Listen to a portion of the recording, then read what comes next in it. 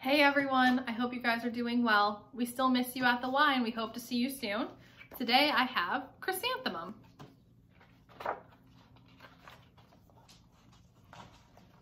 The day she was born was the happiest day in her parents' lives.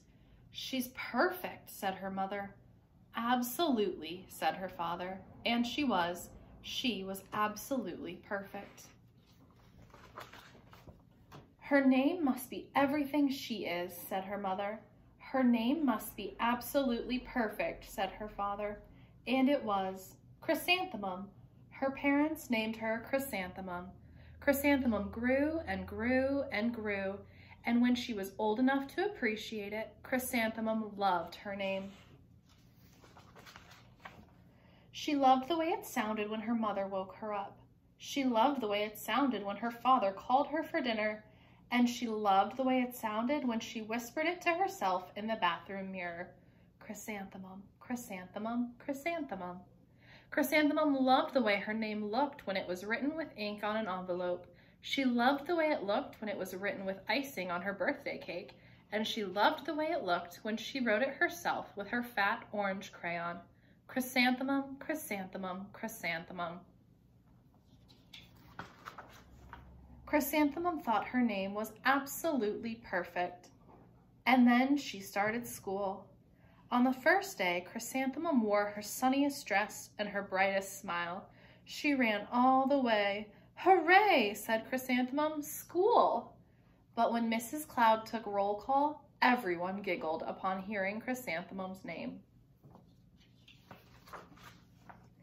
It's so long, said Joe. It scarcely fits on your name tag, said Rita, pointing. I'm named after my grandmother, said Victoria. You're named after a flower. Chrysanthemum wilted. She did not think her name was absolutely perfect. She thought it was absolutely dreadful. The rest of the day was not much better. During nap time, Victoria raised her hand and informed Mrs. Chudd that Chrysanthemum's name was spelled with 13 letters. That's exactly half as many letters as there are in the entire alphabet, Victoria explained. Thank you for sharing that with us, Victoria, said Mrs. Cloud. Now put your head down.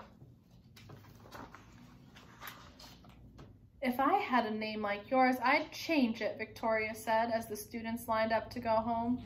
I wish I could, thought Chrysanthemum miserably. Welcome home, said her mother. Welcome home, said her father. School is no place for me, said Chrysanthemum. My name is too long, it scarcely fits on my name tag, and I'm named after a flower.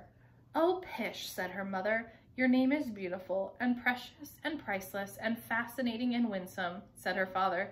It's everything you are, said her mother. Absolutely perfect, said her father. Chrysanthemum felt much better after her favorite dinner, macaroni and cheese with ketchup, and an evening filled with hugs and kisses and parcheesi. That night, Chrysanthemum dreamed that her name was Jane. It was an extremely pleasant dream.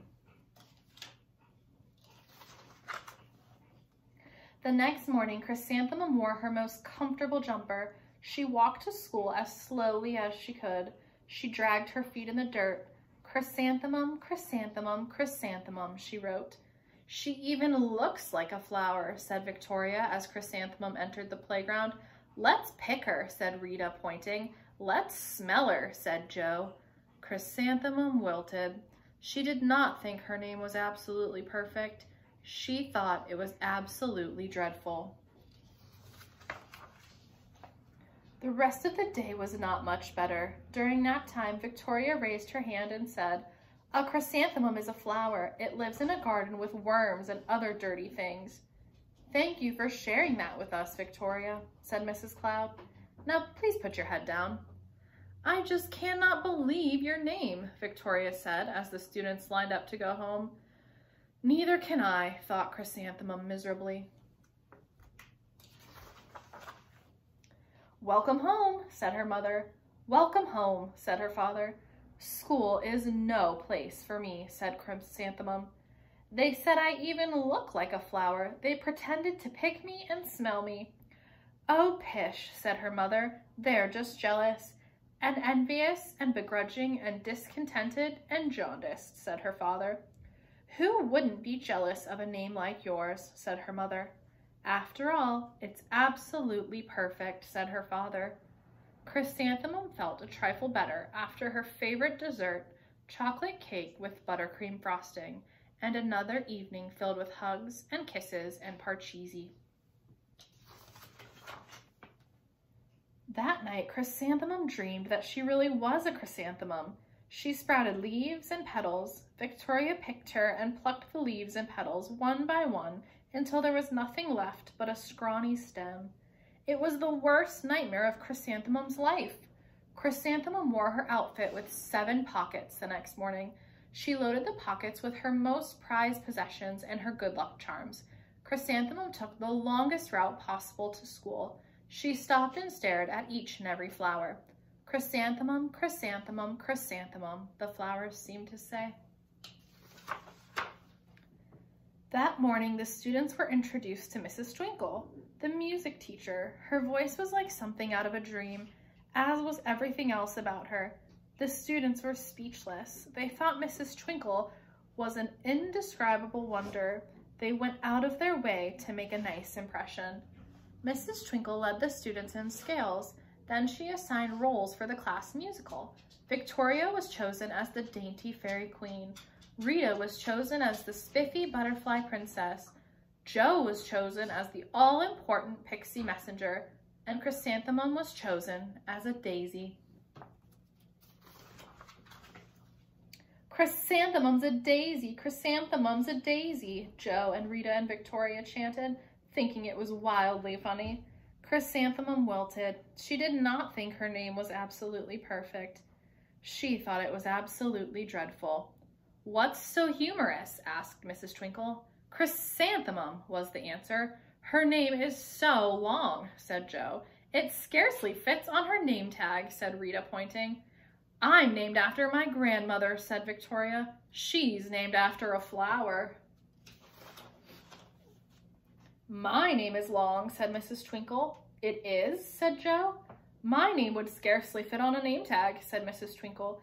"It would," said Rita, pointing. "And," said Mrs. Twinkle, "I'm named after a flower too." "You are?" said Victoria. "Yes," said Mrs. Twinkle. "My name is Delphinium, Delphinium Twinkle. And if my baby is a girl, I'm considering Chrysanthemum as a name. I think it's absolutely perfect."